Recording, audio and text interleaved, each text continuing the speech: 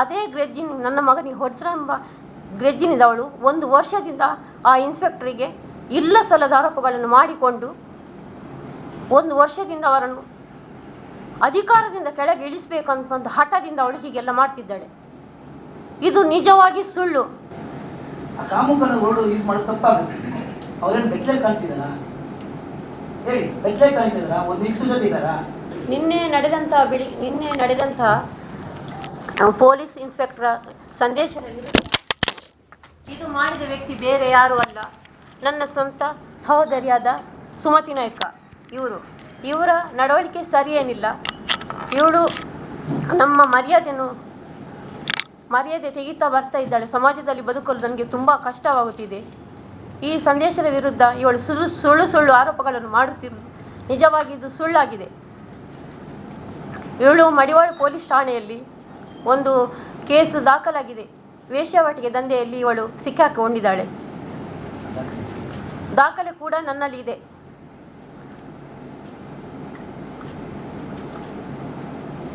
ಇವಳು ಒಂದು ಕಾರ್ಕಳದಲ್ಲಿ ಪ್ರವೀಣ್ ಪಿಂಟೋ ಎಂಬ ವ್ಯಕ್ತಿಗೆ ಚಪ್ಪಲಿಂದ ಹೊಡೆದು ಗೌರ್ಮೆಂಟ್ ಹಾಸ್ಪಿಟಲಲ್ಲಿ ಅಡ್ಮಿಂಟ್ ಆಗಿ ಸರ್ಟಿಫಿಕೇಟನ್ನು ಹಿಡ್ಕೊಂಡು ಆ ವ್ಯಕ್ತಿ ನನಗೆ ಹೊಡೆದಿದ್ದಾರೆ ಮಾನನಷ್ಟ ಕೇಸ್ ಹಾಕಿ ಅವರ ಕೈಯಿಂದ 3 ಲಕ್ಷ ರೂಪಾಯಿಯನ್ನು ತೆಗೆದುಕೊಂಡಿದ್ದಾಳೆ. ಅಲ್ಲಲ್ಲಿ ತುಂಬ ಕಡೆಯಲ್ಲಿ ಇವಳ ಕೇಸ್ ಇದೆ. ಒಂದು ಕಡೆಯಲ್ಲೆಲ್ಲ ಮಂಗಳೂರಲ್ಲಿ, ಮೂಡುಬಿದ್ರೆಯಲ್ಲಿ, ವೇಣೂರಲ್ಲಿ, ಕಾರ್ಕಳದಲ್ಲಿ ಎಲ್ಲ ಕಡೆಯಲ್ಲಿ ಇಂಥದ್ದೇ ಕೆಲಸ ಮಾಡ್ತಾ ಇದ್ದಾಳೆ ಅವಳು. ವಿಷಯ ಏನಂದರೆ, ಈ ಇನ್ಸ್ಪೆಕ್ಟರ್ ವಿರುದ್ಧ ಯಾಕೆ ಹೀಗೆ ಮಾಡ್ತಾಳೆ ಅಂದರೆ, ನಮ್ಮ ಕೌಟುಂಬಿಕ ಕಲಹ ನನ್ನ ಮತ್ತು ಗಂಡನ ವಿರುದ್ಧ ಒಂದು ಕಂಪ್ಲೇಂಟ್ ಸ್ಟೇಷನಲ್ಲಿ ಆಗಿತ್ತು. ಮೂಡುಬಿದ್ರೆಯಲ್ಲಿ ಕಳೆದ 25 ಮೇ 9 ತಾರೀಕಿನಂದು ಅಲ್ಲಿ ಕಂಪ್ಲೇಂಟ್ ದಾಖಲಾಗಿತ್ತು. ಆ ವಿಚಾರಣೆಗೋಸ್ಕರ ನನ್ನ ಗಂಡ ನನ್ನನ್ನು ಕರೆದಿದ್ದರು ಸರ್. ಆ ವೇಳೆ ನಾನು ಹೋಗಿದ್ದೆವು. ಆಗ ಇವಳಿಗೆ ಬರುವ ಅವಶ್ಯಕತೆ ಇರಲಿಲ್ಲ. ಆದರೂ ಇವಳು ನನ್ನ ಗಂಡನ ಎತ್ತಿಕೊಟ್ಟು ಬಂದಿದ್ದಾಳೆ. ಬಂದು ಅಲ್ಲಿ ಕಾನ್ಸ್ಟೇಬಲ್ ವಿಚಾರಣೆ ಮಾಡ್ತಾಯಿದ್ರು. ವಿಚಾರಣೆ ಮಾಡುವಾಗ, ಯಾಕಮ್ಮ ಹೀಗೆಲ್ಲ ಮಾಡ್ತಿ, ನಿನ್ನ ಅಕ್ಕ ಅಲ್ವಾ, ನಿನ್ನ ಅಕ್ಕನಿಗೆ ಯಾಕೆ ಹೀಗೆ ದ್ರೋಹ ಮಾಡ್ತಿ, ನೀವು ಒಳ್ಳೆಯದ್ರಲ್ಲಿ ಇರಿ ಅಂತ ಸಮಾಧಾನ ಮಾಡ್ತಾನೆ ಇದ್ದರು. ಆದರೂ ಇವರು ಅಲ್ಲಿ ಕೇಳ್ತಾ ಇರಲಿಲ್ಲ, ರಂಪಾಟ ಮಾಡ್ತಾನೆ ಇದ್ದರು. 6 ಗಂಟೆ ಹೊತ್ತಿಗೆ ನಮ್ಮ ಇನ್ಸ್ಪೆಕ್ಟರ್ ಸಂದೇಶ್ವರವರು ಸ್ಟೇಷನ್ಗೆ ಬರುವಾಗ ಇವಳ ಬೊಬ್ಬೆ ಕೇಳ್ತದೆ. ಬೊಬ್ಬೆ ಕೇಳಿದ್ದಕ್ಕೆ ಕೇಳ್ತಾರೆ, ಯಾರಮ್ಮ ಅವಳು ಬೊಬ್ಬೆ ಹಾಕೋದು ಹಾಗೆ, ಎಂಥ ವಿಷಯ ಅಮ್ಮ ಕೇಳ್ತಾರೆ. ಇದು ಗಂಡ ಹೆಂಡಿರದ್ದು. ಹಾಂ ಸರಿ, ಅದನ್ನು ಸರಿ ಮಾಡಿ ಕೊಡುವ, ಬನ್ನಿಯಮ್ಮ ನೀವು ಒಳಗೆ ಅಂತ ನಮ್ಮನ್ನು ಹೊರಗಿಂದ ಒಳಗೆ ಕರ್ಕೊಂಡು ಹೋಗಲಿಕ್ಕೆ ಸಿದ್ಧರಾದರು. ಆ ಟೈಮಲ್ಲಿ ಇವಳು ಎಂತ ಮಾಡಿದರು, ಹೋಗಬೇಡಿ, ಎಲ್ಲಿಗೆ ನೀವು ಕರ್ಕೊಂಡು ಹೋಗೋದು, ನೀವು ನ್ಯಾಯ ಇಲ್ಲೇ ಸರಿ ಮಾಡಿ ಕೊಡಬೇಕು, ಭಾವನನ್ನು ಎಲ್ಲಿಗೆ ಕರ್ಕೊಂಡು ಹೋಗೋದು, ನೀವು ಸರಿ ಮಾಡಿಕೊಡಿ, ಸಿದ್ದರಾಮಯ್ಯನಲ್ಲಿ ಹೇಳ್ತೀನಿ, ಎಲ್ಲ ರಾಜಕಾರಣಿಯವರೆಲ್ಲ ಹೆಸರುಗಳನ್ನು ಹೇಳ್ತಾ ಅವರ ಹತ್ರ ಧಮಕಿಯಲ್ಲಿ ಬೊಬ್ಬೆಯಲ್ಲಿ ಇದು ಮಾಡ್ತಿದ್ರು. ಆಗ ಸರ್ ಹೇಳಿದರು, ಸುಮ್ಮನಿರಮ್ಮ, ನಿನ್ನ ತಂಗಿ ನಿನ್ನ ಅಕ್ಕನಿಗೆ ನೀನು ಯಾಕೆ ಹೀಗೆಲ್ಲ ಮಾಡ್ತಿ, ಹಿಂಸೆ ಎಲ್ಲ ಕೊಡ್ತಿ, ಅದು ಗಂಡ ಹೆಂಡತಿ ಒಳ್ಳೇದಾದ್ರೆ ನಿಮಗೆ ಒಳ್ಳೇದಲ್ವ ಅಂತೇಳಿ ಅವರು ನಮ್ಮ ಒಳ್ಳೇದಕ್ಕೆ ಬಂದಿದ್ದರು. ಅಷ್ಟಾಗುವಾಗ ಅವಳ ಮಗ ವಿಡಿಯೋ ಮಾಡಿದ. ವಿಡಿಯೋ ಮಾಡುವಾಗ ಸರ್ ಏನಂದರು, ಅವನ ಕೈಯಿಂದ ಸ್ಟೇಷನಲ್ಲಿ ವಿಡಿಯೋ ಮಾಡೋ ಅವಶ್ಯಕತೆ ಇಲ್ಲ, ಅದು ಮೊಬೈಲ್ ತಗೊಳ್ಳಿ ಅಂತ ಹೇಳಿ ಪೊಲೀಸ್ನವ್ರಿಗೆ ಹೇಳಿದರು. ಪೊಲೀಸ್ನವರು ಮೊಬೈಲ್ ತಗೊಳ್ಳಿಕ್ಕೆ ಹೋಗುವಾಗ ಎಂತಾಯಿತು, ಇವಳು ಚಪ್ಪಲಿಂದ ಪೊಲೀಸಿಗೆ ತೆಗೆದು ಚಪ್ಪಲಿ ತೆಗೆಯುವಾಗ ಅವಳ ಮಗ ಎಂತ ಮಾಡಿದ, ನಾನು ಹೇಳಿದೆ ಆವಾಗ, ಸರ್ ಅವಳು ವೇಶ್ಯಾವಾಟಿಕೆ ದಂಧೆ, ಅವಳು ಸರಿ ಇಲ್ಲ ಸರ್, ಎಲ್ಲರಿಗೆ ಹೊಡೆಯೋದು ಒಂದೇ ಕೆಲಸ ಇವಳದು, ಆದ್ದರಿಂದ ಸರ್ ದಯವಿಟ್ಟು ಸರ್ ಅವಳಿಗೆ ಏನಾದರೂ ಮಾಡಿ ಸರ್ ಅಂತ ನಾನು ಹೇಳುವಾಗ ಅವಳ ಮಗ ಬಂದು ನನಗೆ ಹೊಡಿಲಿಕ್ಕೆ ಬಂದ. ಮಗ ಹೊಡಿಲಿಕ್ಕೆ ಬರುವಾಗ ಆ ಇನ್ಸ್ಪೆಕ್ಟರ್ ಏನು ಮಾಡಿದರು, ಇವನನ್ನು ತಡೆದು 2 ಪೆಟ್ಟು ಕೊಟ್ಟು ರೂಮಲ್ಲಿ ಒಳಗೆ ಕೂರಿಸಿದ್ದು. ಅದೇ ನನ್ನ ಮಗನಿಗೆ ಹೊಡೆದ್ರೆಂಬ ಗ್ರೆಜ್ಜಿನಿದವಳು 1 ವರ್ಷದಿಂದ ಆ ಇನ್ಸ್ಪೆಕ್ಟರಿಗೆ ಇಲ್ಲ ಸಲ್ಲದ ಆರೋಪಗಳನ್ನು ಮಾಡಿಕೊಂಡು 1 ವರ್ಷದಿಂದ ಅವರನ್ನು ಅಧಿಕಾರದಿಂದ ಕೆಳಗೆ ಇಳಿಸಬೇಕಂತ ಹಠದಿಂದ ಅವಳು ಹೀಗೆಲ್ಲ ಮಾಡ್ತಿದ್ದಾಳೆ. ಇದು ನಿಜವಾಗಿ ಸುಳ್ಳು. ಆ ಇನ್ಸ್ಪೆಕ್ಟರ್ ನಮ್ಮ ಈ ಜಂಜಾಟದಲ್ಲಿ, ನಮ್ಮ ತಂಗಿ ಮತ್ತು ಅಕ್ಕನ ಗಲಾಟೆಯಲ್ಲಿ ಅವರು ನ್ಯಾಯ ಕೊಡಿಸಲಿಕ್ಕೆ ಬಂದದ್ದೇ ತಪ್ಪ. ಅವರು ನ್ಯಾಯ ಕೊಡಿಸಿ ಬಂದದಕ್ಕೆಲ್ಲ ಹೀಗೆಲ್ಲ ಮಾಡಿದರೆ ಯಾವ ನ್ಯಾಯ ಸರ್? ಏನಾದರೂ ಮಾಡಿ ಅವಳಿಗೆ ಎಂತಾದರೂ ಮಾಡಿ ಸರ್, ಒಂದು ನ್ಯಾಯ ನನಗೆ ಕೊಡಿಸಲೇಬೇಕು.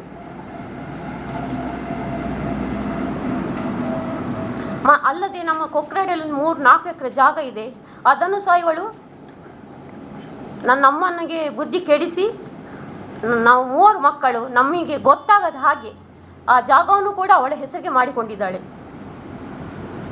ಎಲ್ಲ ಹಾಗೆ ಅವಳಿಗೆ ನನ್ನಲ್ಲಿ ಈಗ ಈ ಜಾಗಕ್ಕೆ ಬರ್ತಾಳೆ ಅಂತ ನನ್ನ ಮಗನನ್ನು ಸಹ ಹಿಡ್ಕೊಂಡಿದ್ದಾಳೆ ಅವಳೇ. ನನಗೆ ಈಗ ಗತಿ ಇಲ್ಲದಾಗೆ ಆಗಿದೆ. ನನಗೊಂದು ನ್ಯಾಯ ಕೊಡಿಸಿ, ದಯವಿಟ್ಟು ನನಗೆ ನ್ಯಾಯ ಕೊಡಿಸಬೇಕು. ದಯವಾಗಿ ನಾನು ನಿಮ್ಮಲ್ಲಿ ಕೇಳಿಕೊಳ್ಳುವುದೇನೆಂದರೆ ನನಗೊಂದು ದಯವಿಟ್ಟು ನ್ಯಾಯ ಕೊಡಿಸಬೇಕಂತ ನಾನು ನಿಮ್ಮಲ್ಲಿ ಎಲ್ಲರ ಪರವಾಗಿ ಕೇಳಿಕೊಳ್ತೇನೆ. ಇದರಲ್ಲಿ ನಿಮಗೆ ನ್ಯಾಯ ಬರಲಿಕ್ಕೆ ಏನು ನಿಮಗೆ ಸಂಬಂಧ ಪಡೋದಿಲ್ಲ ಅಲ್ಲ? ಇನ್ಸ್ಪೆಕ್ಟರ್ ಆಗಲಿ ಅಲ್ಲ, ಇನ್ಸ್ಪೆಕ್ಟರ್ ಕೂಡ ನಮ್ಮ ಇದರಿಂದ ಆಗಿ ಅಲ್ಲ ನಿಜವಾಗಿ ಇದು ನಮ್ಮ ಸಮಸ್ಯೆ, ನನ್ನ ಅಕ್ಕ ತಂಗಿಯರ ಸಮಸ್ಯೆ. ಆ ಪೊಲೀಸರಪ್ಪನ್ನು ಯಾಕೆ ಬಲಿಪಶು ಮಾಡಬೇಕು? ಅವ್ರು ಎಂತಕ್ಕೆ ಬಂದಿದ್ದಾರೆ? ಅವ್ರಿಗೆ ನ್ಯಾಯ ಕೊಡಿಸಿದ ತಪ್ಪ ನಮ್ಗೆ? ನಿಮ್ಗೆ ನ್ಯಾಯ ಕೊಡಿಸಬೇಕು ಅನ್ನೋ ಪ್ರಶ್ನೆ ಬರುವುದಿಲ್ಲ ಇದರಲ್ಲಿ. ನೀವು ಇದರಲ್ಲಿ ಥರ್ಡ್ ಪಾರ್ಟಿ ಆಗಿರೋದ್ರಿಂದ ನೀವು ಇನ್ನೊಬ್ಬರಿಗೆ ನ್ಯಾಯ ಕೊಡ್ಬೇಕಂತೇಳಿ ನೀವು ಹೇಳ್ಬಹುದಷ್ಟೇ ವಿನಃ ನಿಮ್ಗೆ ಇದರಲ್ಲಿ ಪಾತ್ರವೂ ಇಲ್ಲ. ಅಲ್ಲ, ಅವಳು ಹಿಡ್ಕೊಂಡು ನನ್ನ ಮಗನನ್ನು ಹಿಡ್ಕೊಂಡು ಇಲ್ಲ ಸಲದ ಆರೋಪವನ್ನು ಅಲ್ಲಲ್ಲಿ ಕೇಸ್ ಮಾಡ್ತಾ ಇದ್ದಾಳೆ ನನ್ನ ಮೇಲೆ, ಆ ಇನ್ಸ್ಪೆಕ್ಟರ್ ಮೇಲೆ ಮಾಡ್ತಾ ಇದ್ದಾಳೆ. ಅದಕ್ಕೊಂದು ಎಂತಾದ್ರೂ ಕಡಿವಾಣ ಹಾಕ್ಲೇಬೇಕು. 1 ವರ್ಷದಿಂದ ಮಾಡ್ತಿದ್ದಾಳೆ. ನಾನು ಹುಗ್ಗಿ ಹೋಗಿದ್ದೀನಿ ಅವಳಿಂದಾಗಿ. ಸಮಾಜದಲ್ಲಿ ತಲೆ ಎತ್ತಲಿಕ್ಕಿಲ್ಲ ನನಗೆ. ಆ ರೀತಿ ಮಾಡಿದ್ದಾಳೆ ಅವಳು. ಗಂಡ ನನ್ನೊಟ್ಟಿಗೆ ಇದ್ದಾರೆ, ಮಗ ಅಲ್ಲಿದ್ದಾನೆ. ಗಂಡ 3 ತಿಂಗಳು ಅವಳೊಟ್ಟಿಗೆ ಇದ್ದು ಅವಳ ನಡವಳಿಕೆ ಚರಿತ್ರೆಯನ್ನು ನೋಡಿ ಅವ್ರು ಹೆದರಿ ಸೀದಾ ಓಡಿ ಬಂದಿದ್ದಾರೆ. ಅಲ್ಲಿ ಇಲ್ಲ ಸಲ್ಲದ ಘಟನೆ ನಡೆದು ಹೋಗಿದೆ ಅಲ್ಲಿ. ನಿಮ್ಮ ಮಗ ಮಗ ಅವಳೊಟ್ಟಿಗೆ ಇದ್ದಾನೆ. ಇಲ್ಲ ಸರ್, 17 ವರ್ಷದ ಹುಡುಗ. ಮದುವೆಯಾಗಿ ಗಂಡ ತೀರು ಹೋಗಿದ್ದಾನೆ. ಅವಳಿಗೆ ಇದೇ ವಹಿವಾಟು.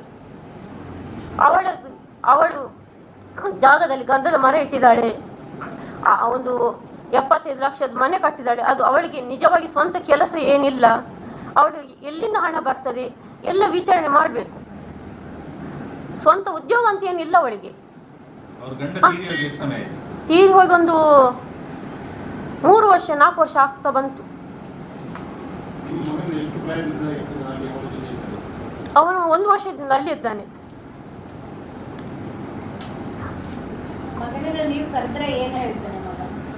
ಅವನು ಅವಳಿಗೆ ಬೇಕಾದಾಗೆ ಕೊಡ್ತಾಳಲ್ಲಿ. ನನ್ನಲ್ಲಿ ಹಣ ಇಲ್ಲ, ನಾನು ಬಟ್ಟೆ ಅಂಗಡಿಯಲ್ಲಿ ದುಡ್ಡು ಕೆಲಸ ಮಾಡುದು.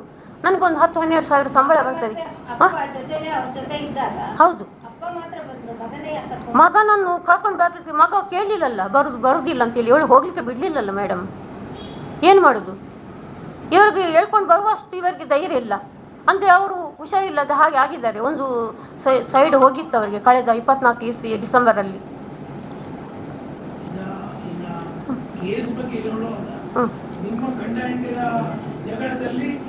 ಅವಳು ಬರ್ಬೇಕಂತ ಏನಿಲ್ಲ ಅವಳಿಗೆ.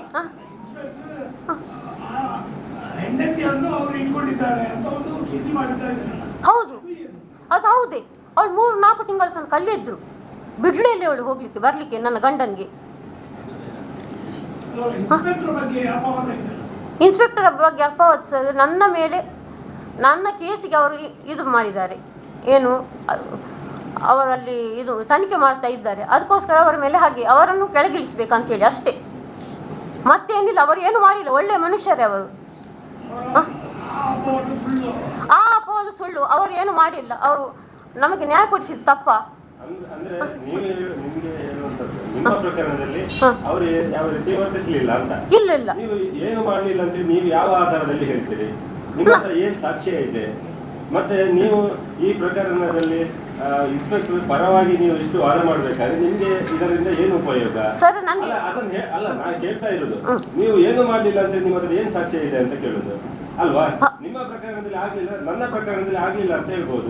ಇನ್ನೊಬ್ಬರ ಪ್ರಕರಣ ಆಗಿದೆ ಇಲ್ವಾ ಅಂತ ನಿಮ್ಗೆ ಹೇಳಲಿಕ್ಕೆ ಸಾಕ್ಷ್ಯ ನಿಮ್ಮ ಹತ್ರ ಇಲ್ಲ ಸರ್. ನಾನು ನನ್ನ ವಿಷಯ ಅಷ್ಟೇ ಹೇಳಬಲ್ಲೆ. ನನ್ನ ವಿಷಯ ಮಾತ್ರ ಹೇಳಬಲ್ಲೆ, ಬೇರೆ ವಿಷಯಕ್ಕೆ ನಾನು ಹೋಗುದಿಲ್ಲ. ನನ್ನ ತಂಗಿ ಅಂತೂ ಸರಿ ಇಲ್ಲ. ಆ ಸಂತ್ರಸ್ತೆಯರ ಇಬ್ಬರನ್ನು ಹಿಡ್ಕೊಂಡು, ಇವಳ ಗ್ರೆಜ್ಜನ್ನು ಅವರನ್ನು ಹಿಡ್ಕೊಂಡು ಬೆಂಗಳೂರಲ್ಲಿ ಈ ರೀತಿ ಎಲ್ಲ ಮಾಡ್ತಿದ್ದಾಳೆ ಸರ್. ಅದು ನನಗೆ ಗೊತ್ತಿಲ್ಲ. ಅದು ಸಂತ್ರಸ್ತೆ ಬೇರೆ. ಸಂಬಂಧಿಕರ ಮನೆ ಅಬ್ಸರ್ವೇಷನ್ ಮಾಡಿ ಒಂದು ಗೇಟ್ ಲಾಕ್ ಆಗಿತ್ತು.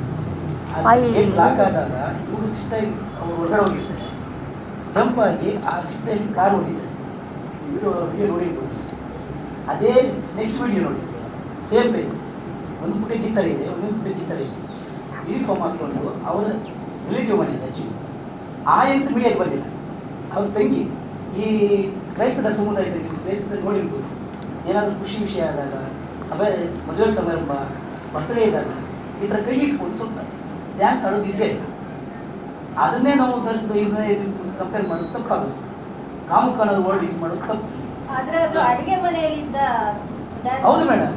ಅಡಿಗೆ ಮನೆಯಲ್ಲಿ ನೋಡಿ, dance ಕೈಯಲ್ಲಿ ಬಾಟ್ಲಿ ಇದೆ, ನೀರು ಬಾಟ್ಲಿ, ನೀರು ಗ್ಲಾಸ್, ನಾಟೆ ಇದು ಅಲ್ಲ, ಡ್ರಿಂಕ್ಸ್ ಇಲ್ಲ. ನೀವು ಕ್ರೈಸ್ತ ಸಮುದಾಯ ಅಂತ ಹೇಳಿದಕ್ಕೆ ಹೇಳ್ತಾ ಇರೋದು. ಆ ಸಮುದಾಯದಲ್ಲಿ ಎಲ್ಲಿ ಡ್ಯಾನ್ಸ್ ಮಾಡ್ಬೇಕೋ ಮೇಡಮ್ ತಂಗಿ ಇರ್ಬೋದಲ್ಲ, ತಂಗಿ ಜೊತೆ ಖುಷಿಯಿಂದ dance. ಖುಷಿಯಿಂದ ತಂಗಿ ಜೊತೆ ಮಾತಾಡಿರ್ಬೋದಲ್ಲ. ಅಲ್ಲ ಸರ್, ನೀವೇ ಸಂಬಂಧ ನಾವು ರಾಜ್ಯಾಧ್ಯಕ್ಷರು ಯಾವ್ದು ರಾಜ್ಯ ಸುವರ್ಣ ಕರ್ನಾಟಕ ರಾಜ್ಯ ಸಮಿತಿ, ಸುವರ್ಣ ಕರ್ನಾಟಕ ರಾಜ್ಯ ಸಮಿತಿ ಕರೀತಾ ಇದ್ದೀವಿ. ನಮ್ಮದು ಇಡೀ 7 ಜಿಲ್ಲೆಯಲ್ಲಿ ಈ ಮೂಡುಬಿದಿರೆಯಲ್ಲಿ ಮದುವೆ ಆಗಿ ಇಲ್ಲೊಂದು ಸಮಾಜ ಸೇವೆ ಮಾಡ್ತಾ ನಾನು ನೋಡಿದ ಬೆಂಗಳೂರು ಇಲ್ಲಿ ಮದುವೆ ಆಗಿರೋದು. ಕಳೆದ 3 ವರ್ಷದಿಂದ ಈ ಮೂಡುಬಿದಿರೆಯಲ್ಲೇ ಇದ್ದೀವಿ. ಈಗ ಏನು ಆಗ್ಬೋದು ಅಂದರೆ ನಮ್ಮ ಅಬ್ಸರ್ವೇಷನ್ ಇದೆ. ಬಟ್ ಅದೇ ರೀತಿ ಅದೇ ಅಧಿಕಾರಿಗೆ ಸಿದ್ದರಾಮಯ್ಯ ಅವರಿಂದ ಅವಾರ್ಡ್ ಬಂತು. ಯಾಕೆ ಬಂತು? ಈ ಥರ ವ್ಯಕ್ತಿ ಯಾಕೆ ಕೊಡ್ತಾರೆ? ಮತ್ತು ಅದರಲ್ಲಿ ಅಲೆಗೇಷನ್ ಮಾಡಿದರೆ ಸಿದ್ದರಾಮಯ್ಯ ಅವ್ರಿಗೆ ಲಂಚ ಕೊಟ್ಟು ಅದೆಲ್ಲ ಸುಳ್ಳು ಅಲ್ವಾ? ಈಗ ನಾನು ಅರ್ಜಿ ಕೊಟ್ಬಿಟ್ರೆ ನಿಮ್ಮ ಮೇಲೆ ಅರ್ಜಿ ಕೊಟ್ಬಿಟ್ರೆ ನೀವು ಅಪರಾಧ ಆಗ್ತೀರಾ? ಆ ಕಾಮುಕನ ವರ್ಡ್ ಯೂಸ್ ಮಾಡೋದು ತಪ್ಪಾಗುತ್ತೆ. ಅವ್ರೇನು ಬೆಟ್ಲೆ ಕಾಣಿಸಿದಾರ? ಹೇಳಿ, ಬೆಟ್ಲೆ ಕಾಣಿಸಿದಾರ? ಒಂದು ನಿಕ್ಸ್ ಜೊತೆ ಇದ್ದಾರಾ?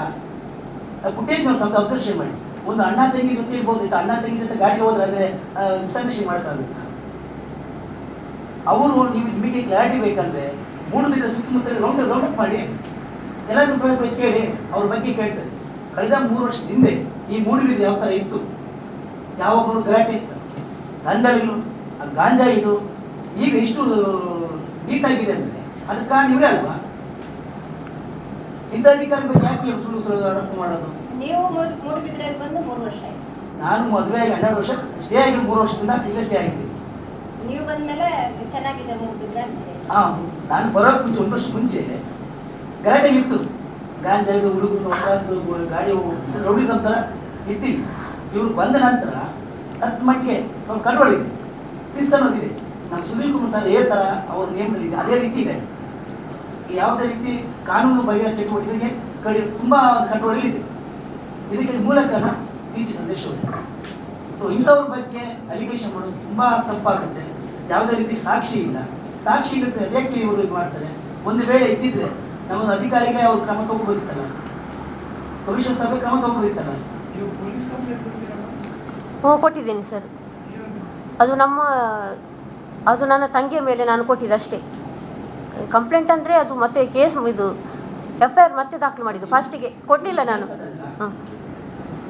ಫಸ್ಟಿಗೆ ನಾನು ಕೊಡಲಿಲ್ಲ. ಫಸ್ಟಿಗೆ ನನ್ನ ಗಂಡ ಬರಬೇಕಂತ ಒಂದು ಕೌಟುಂಬಿಕ ಕಲಹ ಇರ್ತದಲ್ಲ ಸರ್, ಅದೊಂದು ಸರಿ ಮಾಡಬೇಕಂತ ನಾನು ಸಂದೇಶ್ ಸರ್ ಇದ್ದಲ್ಲಿಗೆ ಹೋಗಿದ್ದು. ಹೌದು, ಅವರು ಸಾರಿ ಮಾಡಿ ಕೊಡುವ ಇರುವಾಗ ಇವಳು ಅಲ್ಲಿ ಮಿಡ್ಲಿಗೆ ಪ್ರವೇಶ ಮಾಡಿದ್ದು ಯಾಕೆ ಸರ್? ಅವಳು ಯಾಕೆ ಬಂದಿದ್ದು? ಅಲ್ಲಿ ಬಂದದ್ದು ತಪ್ಪಲ್ವ ಸರ್? ಅಲ್ಲ ನೋಡಿ, ಆ ಹೆಂಗ್ಸು 4 ಜನ ಹೆಂಗ್ಸರು ಒಂದೊಂದು ಕಡೆ ಇದೆ. ಇವ್ರು ಏನು ಮಾಡಿದ್ರೆ ಒಂದೇ ಇದರಲ್ಲಿ ಅವನ್ನೆಲ್ಲ ಸೊಟ್ಟು ಮಾಡಿ ಇವ್ರು ಪ್ರೀ ಪ್ಲಾನ್ ಆಗಿ ಇವರಿಗೆ ಈ ಥರ ಕೆಲಸ ಮಾಡ್ತಾರೆ. ಇಲ್ಲಿವರೆಗೂ ಮೂಡುಬಿದ್ರೆ ಹೆಣ್ಮಕ್ಳೆಲ್ಲ ಯಾವುದೇ ರೀತಿ ಕಂಪ್ಲೀಟ್ ಇವ್ರು ರೌಂಡಪ್ ಒಂದು ಇದು ಮಾಡಿ ಜನರ ಅಭಿಪ್ರಾಯ ಕೇಳಿ ನಿಮ್ಗೆ ಗೊತ್ತಾಗುತ್ತೆ, ನಿಜಾಂಶ ಗೊತ್ತಾಗುತ್ತೆ. ಯಾರೋ ಹೇಳ್ತಾರೆ ಅಂತ ನಾವು ಒಬ್ಬ ದಕ್ಷಾಧಿಕಾರಿ ಬಗ್ಗೆ ನಾವು ಏಕಾಏಕಿ ನಿರ್ಧಾರ ತಗೊಂಡು ತಪ್ಪಾಗುತ್ತೆ. ನಾವು ಅವತ್ತು ಇವರು ನಡೆದ ಘಟನೆ ದಿನ ಅವತ್ತು ಸ್ಪಾಟ್ ನಾನು ಅಲ್ಲೇ ಇದ್ದೆ. ನಾವು ಸಂದೇಶ್ ಅವ್ರನ್ನ ಒಂದು ಕಾರ್ಯಕ್ರಮಕ್ಕೆ ಇನ್ವೈಟ್ ಮಾಡೋಕ್ಕೆ ಆ ನೈಟ್ ಮೇ 9ನೇ ತಾರೀಕು ನೈಟ್ 7 ಗಂಟೆ ಅಲ್ಲಿ ಹೋಗಿದ್ದೀನಿ. 7-8 ಗಂಟೆ ಆಗಿತ್ತು. ಅಲ್ಲಿದ್ದೆ. ನಾವು ವೇಟ್ ಮಾಡಿ ಇವರು ಪರ್ಸ್ನಲಿ ಹೊರಗಡೆ ಬಂದು ಮಾತಾಡ್ದಾಗ ಸಂದೇಶ್ ಅವ್ರು ಹೇಳಿದ್ರು, ನಿಜ ನೀನು ಗಂಡ ಹೆಂಡತಿ ವಿಷಯದಲ್ಲಿ ಬರಬೇಡಮ್ಮ, ನೀನು ಆ ಕಡೆ ಹೋಗು, ಅವ್ರ ವಿಷಯದಲ್ಲಿ ಯಾಕೆ ನೀವು ನೋವು ತೋರಿಸ್ತೀಯ, ನೀನು ಆಚೆ ಹೋಗು, ಸ್ವಲ್ಪ ಗದರಿತು. ಸೊ ಆಗ ಅವ್ರೇನು ಮಾಡಿದ್ರು, ಸ್ವಲ್ಪ ಹತ್ರ ಬಂದಿಲ್ಲ. ಇವ್ರು ಹೇಳಿದಾಗೆ ನನಗೆ ರಾಜಕೀಯ ಪ್ಲಸ್ ಇದೆ, ಅವರಿದೆ ಇವರಿದೆ ಅಂತೇಳಿ ಧಮಕಿ ಹಾಕಿ ಸ್ವಲ್ಪ ಕಾಲ ಹಿಡಿಯೋ ಥರ ರೋಡಿ ಥರ ಬಿಹೇವ್ ಮಾಡೋದು, ಮತ್ತು ಸ್ಲಿಪ್ಪರ್ ತಗೊಂಡು ಕೈಗೆ ಆ ವಿಡಿಯೋ ಫುಟೇಜ್ ಇದೆ, ನೀವು ಅಬ್ಸರ್ವೇಷನ್ ಮಾಡಿ. ಫುಟೇಜ್ ಇದೆ ನಾನು ಸಹದಲ್ಲಿ. ಮತ್ತು ಹುಡುಗ ಬಂದಾಗ ಆ ಹುಡುಗ ಕೂಡೋದು ಒಂದು ವಿಡಿಯೋ ಬಂದಿದೆ. ಅವನು ಮಗನೇ ಅವ್ರನ್ನ ನಡಕ್ಕೆ ಒಳಗೆ ಕೂತ್ಕೊಂಡು ಮಾತಾಡ, ನಿಮ್ಗೆ ಈ ವಿಷಯ ಸಣ್ಣ ಹೆಚ್ಚಿದೆ, ಒಳಗೂ ಬಂದು ಅವ್ರನ್ನ ದುಡ್ಡು ತಗೊಂಡು ಅವ್ರನ್ನ ನಾನೆಲ್ಲ ಮಾಡಿದ್ದಲ್ಲ, ಇದು ಮಾಡಿದ್ದ, ಇದನ್ನೆಲ್ಲ ಮಿಕ್ಸ್ ಮಾಡಿ ಬೇರೆ ಥರ ಸೃಷ್ಟಿ ಮಾಡಿರೋದು. ನಿಜ ಆಗ್ಬೇಕು ಸರ್, ಸುಳ್ಳು ಆಗ್ಬಾರ್ದು. ದಕ್ಷ ಅಧಿಕಾರಿಗೆ ದಯವಿಟ್ಟು ನ್ಯಾಯ ಕೊಡ್ಬೇಕು. ಮುಂದಿನ ದಿನಗಳಲ್ಲಿ ಏನಾದರೂ ಇದಾದ್ರೆ ನಾವು ಉಗ್ರ ಹೋರಾಟ ಮಾಡೇ ಮಾಡ್ತೀವಿ. ಎಚ್ಚರಿಕೆ ಕೊಡ್ತೀನಿ. ಸಮಿತಿ ವತಿಯಿಂದ ಉಗ್ರ ಹೋರಾಟ ಮಾಡೇ ಮಾಡ್ತೀವಿ. ಲಕ್ಷಾಧಿಕ ಅನ್ಯಾಯ ಆಗಿ ನಾವು ಬಿಡಲ್ಲ. ಬಿಡಲ್ಲ. ಪಾಪ ಒಳ್ಳೆ